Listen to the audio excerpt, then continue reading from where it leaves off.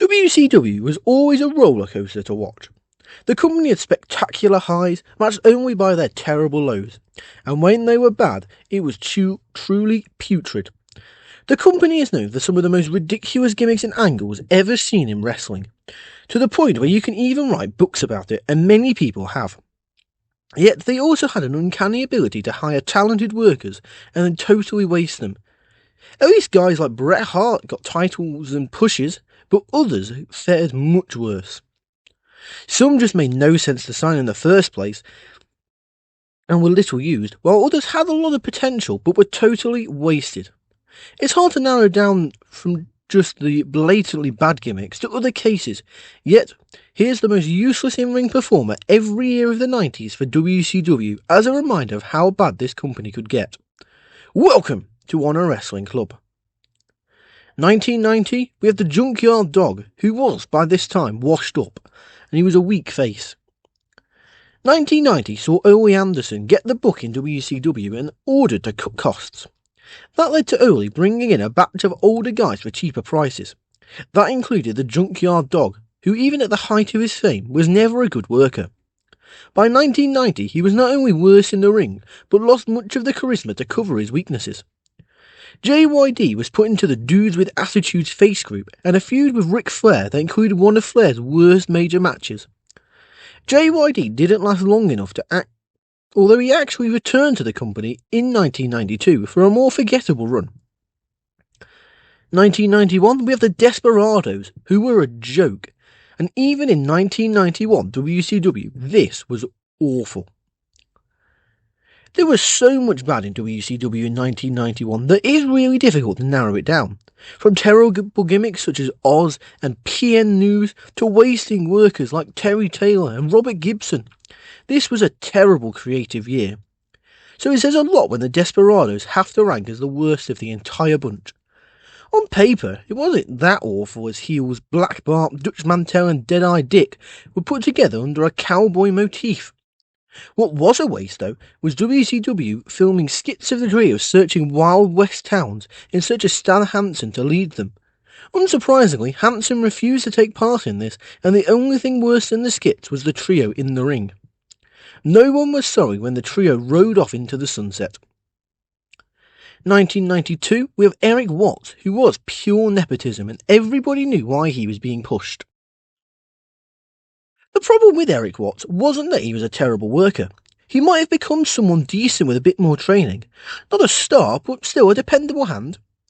Sadly, his father Bill Watts was running WCW and under the delusion that Eric was a wrestling prodigy. Thus, with barely any training, Eric was not only in WCW, but pushed up to the upper mid-card when he was neither ready nor charismatic enough for this spot. The constant push was terrible for Eric, causing a huge backlash as fans loathed the kid.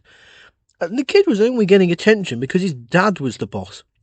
The boos grew more and more as Bill clearly wanted to make his son a champion. The elder Watts was fired, and his son dropped like a stone in the rankings as pushing Eric so hard just hurt his career. In 1993, we have Road Warrior Hawk, who wasn't good on his own.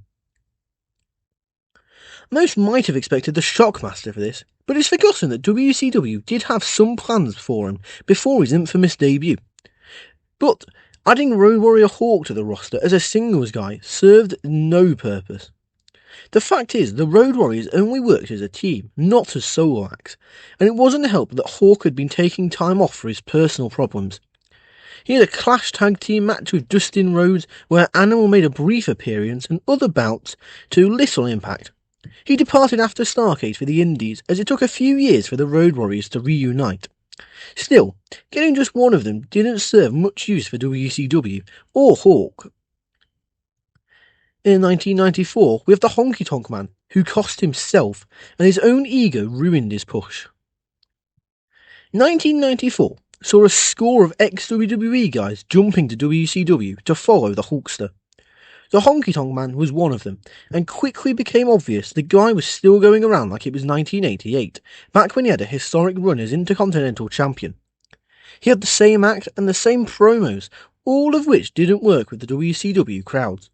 Honky feuded with television champion Johnny B. Bad, and was set to lose to him at Starrcade to set up a later win. Honky Tonk, though, demanded a huge payday in order to lose, and WCW called his bluff by firing him literally hours before the show. So Honky Tonk's ego to him being one of the more wasteful signings of the Hogan era of WCW. In 1995, Renegade, who was worse than his record, and the Renegade had a very forgettable run as TV champion that year. In the annals of terrible WWE gimmicks, the Renegade is really up there with this year. When WCW failed to persuade the Ultimate Warrior to sign in 1995, they decided just to create their own version. We got someone with the same makeup, similar hair, similar outfit, wild promos, aiding Hogan and Randy Savage. The difference was that, incredibly, the Renegade was an even worse worker than the Warrior, and fans loathed the act. WCW tried really hard to push the guy, even having him win the TV title, but fans were not buying it in the least. His bouts were forgettable, and he dropped the title and took a nosedive in the roster. Even as an imitation act, the Renegade's usefulness in WCW was nil. 1996, we have Ed Leslie, who had his worst ever gimmick, and he was only around because of the Hulk Hogan. To be brutally honest, Ed Leslie's career success was mostly thanks to his friendship with Hulk Hogan. He was a good worker, but never the same after that nasty 1990 accident. His WCW run beforehand included the terrible Starrcade main event with Hogan, and then stuck as the Zodiac.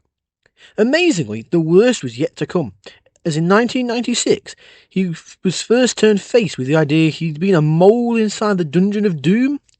Leslie then became the Booty Man with an ugly outfit for bad matches nobody cared about.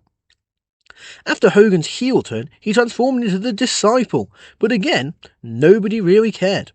Leslie was on the roster just for hanging around with Hogan rather than serving any use. 1997, we have Vincent, who was forgotten in the NWO, as even they didn't see much use for him. It may seem unfair to pick on the former Virgil, as it's not like he was that good a worker in the first place. Still, of all the members of the NWO, Vincent was easily the most useless. He had the odd victory in a tag match or syndicated show, but for the most part, he was on a losing streak, especially at the bigger shows. He didn't even wrestle on a pay-per-view until the World War III card. Vincent was mostly the muscle for the NWO, when in reality he was the member most beaten up by the babyfaces. He had little flash or little impact, and most forgot he was even there. Even WCW seemed to realise this guy had little use, even in the huge group of the NWO. 1998, we have The Warrior, who had an infamously dreadful match with Hogan, and his WCW run was a huge mess. After striking out with the Renegade, WCW saw another pile of money they could set on fire by finally getting the Ultimate Warrior to come in and give fans the dream rematch with Hogan. It took 1 minute into his first promo for the dream to turn into a nightmare. The Warrior's antics were bizarre, from appearing and disappearing to showing up in a mirror and other odd touches. The Halloween Havoc match was one of the biggest train wrecks in WCW history, and that is saying something. The Warrior looked worse than anybody expected. He and Hogan had terrible chemistry, and the Warrior looked pathetic in his defeat.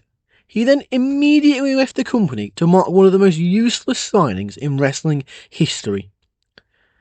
And in 1999, with Steve Williams, who flopped in both WCW and WWE in the late 90s. Dr. Death had a very forgettable run in 1999. In 1992, Dr. Death and Terry Gordy dominated WCW as World Tag Team Champions. What a difference 7 years makes, eh? After his attempt to be a star in the Brawl for All failed, Williams joined WCW, where he was quickly made the sidekick to Ed Ferrara's insulting Oklahoma character. In the ring, Williams was a shadow of his one-time tough self. Barely any wins and mostly the comic relief for Oklahoma. He lost bouts to Sid and others, and his final WCW appearance resulted in losing to Silver King after shoving the referee. Williams left right after for Japan, as the reasons he was signed in the first place were bad enough without seeing his career slowly dying.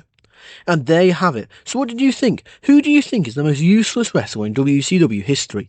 Be sure to let me know in the comments down below.